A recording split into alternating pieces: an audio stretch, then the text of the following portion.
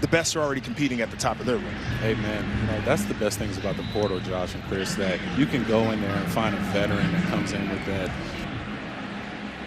McCord checks it down. There's Hayden. We've seen a lot of running back utilization out of the backfield in the passing game. That's a gain of about a yard. Continue to manage that offense, as DeVere said earlier. So, yeah, about second and medium here. On the ground to Hayden. He runs into Gabe Powers. Man, we've called his name a lot in the first half, Joshua. Yeah, this situation, Josh. Yep. Nearly intercepted. Great. That's our guy, C.J. Hicks again. Back with the second offense on the field right now. Hayden, the running back. And let's go down to Brooke. A year full of learning experiences, and me being the person I just wanted to be a sponge. I wanted to learn from every experience, all the veterans around, and make sure I was always better the next week. And to see it pay off at the end of the year with the award was really awesome for me, but it was never about that for me, and we're excited. Lastly, you had a great career here at Ohio State. Marvin Harrison Jr., a lot of people are talking about him. What do you see from him and his skill set? He's as good as, he's better than anything I've seen, so watching Marv it's truly an honor. And the weapons are young around there. Garrett obviously a part of that. The future really is bright. They just got to put it together. Here's Chip Trainum once again, explosive run. Yeah. Finally wrapped up by Sonny Styles. Trevion started off drives last year in mind with finishing and be that goal line back. Couldn't get out of that break there. But the defensive backs are jumping all over these passes today, and I'm really excited what I'm seeing in the back. They've got a little bit of depth. I think the corner room looks much improved right now. Talking to Jim Knowles before we got started today, he said, sometimes when you're at a place with an explosive offense, and defense these windows a lot tighter. Yeah, I always think about in spring, right? You guys have seen our whole playbook. You guys know by route formation what play is coming. That's why a lot of these guys are running, jumping on plays and running downhill and not really worried about the. Still very collaborative, right? Because one of his greatest skills is calling plays regardless of how good Hartline is. And so you want to put those two together if you can. Yeah. But it is certainly going to be a different role for either one of them. And this is one of the benefits of time when it comes to calling plays. Here's a first down. Double move. McCord under pressure. I didn't hear them whistle that play down. There was pressure in the backfield from Caden Curry. It leads to an incompletion. It's situated, but I think this becomes one of those good opportunities where there are going to be some really good plays for this offensive line, no doubt.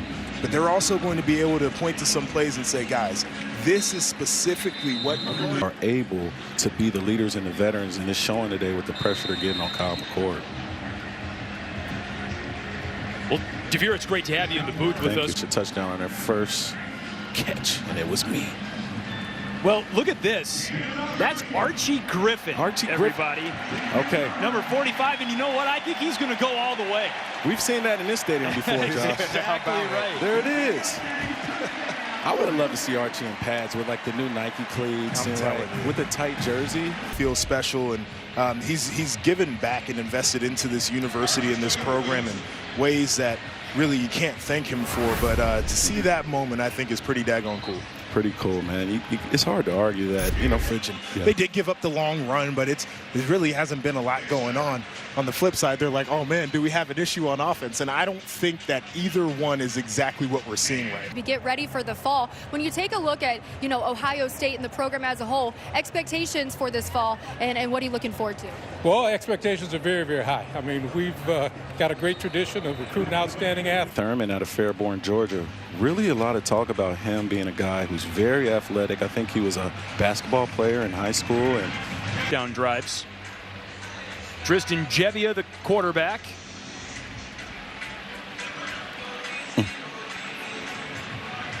Looking for Thurman, but well out of bounds. Second down.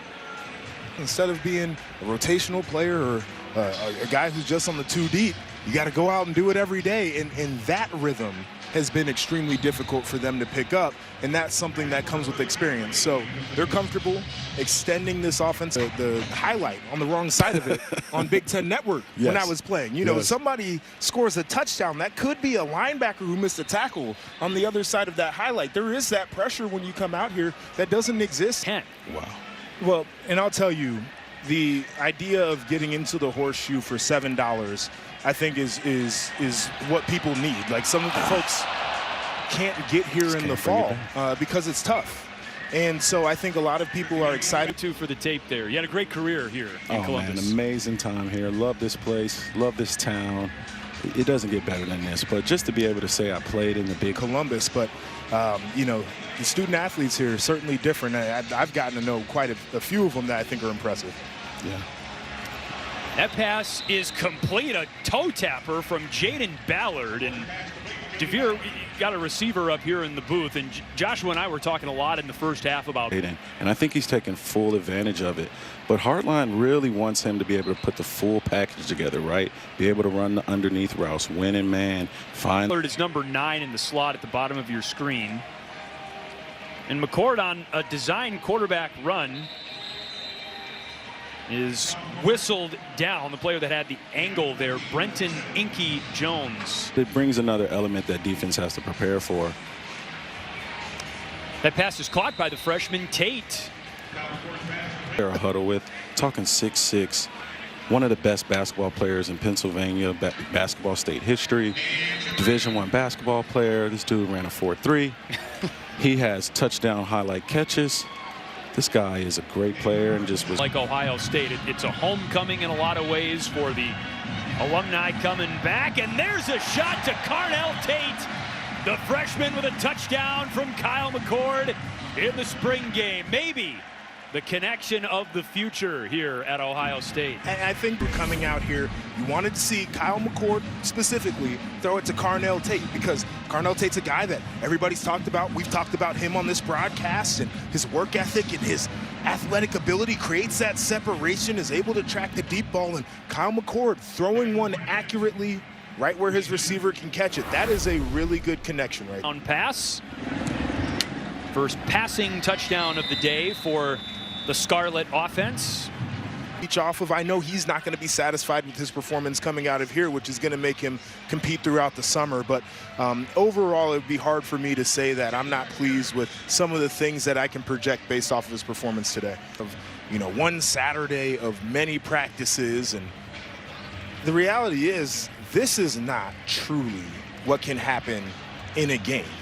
Like I've been saying, offense certainly doesn't look like the creativity we typically see. Quarter.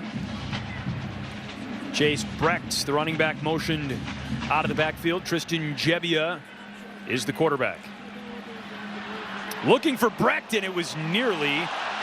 No, it was caught. Oh my gosh, Brecht with amazing concentration catches that ball at the 44-yard line.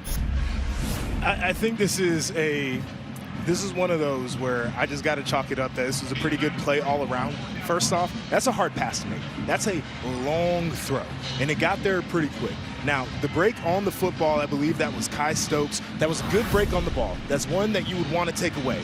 But the concentration to finish the play there at the end, like there's all things there I could say, like thumbs up, guys, you know, pretty good competition right there.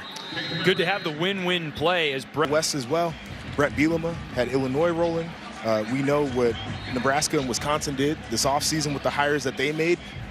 And it's at Ohio State as a standard bearer for much of that. That's in and out of the hands of Tate. Might have heard footsteps there.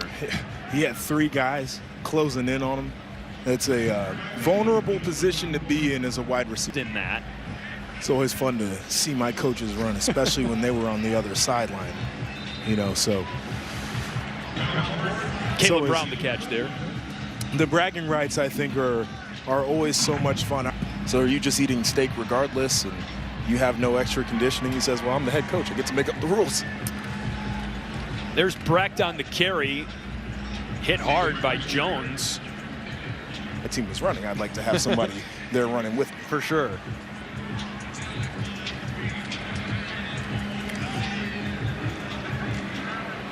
Brecht stays in play and is gang tackled about a yard shy of the first down. But, you know, coming to the stadium, seeing the game day operations, the pregame rituals, you know, on the crossing route, the pass is caught and still running after the catch. Noah Rogers, he's into the end zone. Touchdown. I mean, that was impressive from every aspect of the pass, the catch, and the run. I mean, defensively, there were many things that could have prevented this type of play, but Rodgers deserves a lot of credit. So we see the concentration to catch it. That's an overrun there defensively. Now you're coming to punch the football out, which it did move. You got to wiggle, but isn't that a situation where you just get somebody on the ground rather than trying to punch the ball out? And as a defender, it's hard to make that decision full speed, but sometimes you got to go the safe route because it could result in 6, and you give Rodgers a lot of credit for all the focus and concentration to run through the contact and run through the punch, regain possession of the ball, and then are things that would have never crossed my mind when I was an early enrollee in 2012. Brecht across the 40-yard line. I don't know, a play like that for Noah Rodgers, a 57-yard touchdown, some running after the catch. Maybe that's enough to remove the black stripe. He rolls out and hits Jelani Thurman, the tight end, brought down a few yards shy of midfield. You see how it takes 2 men to bring down.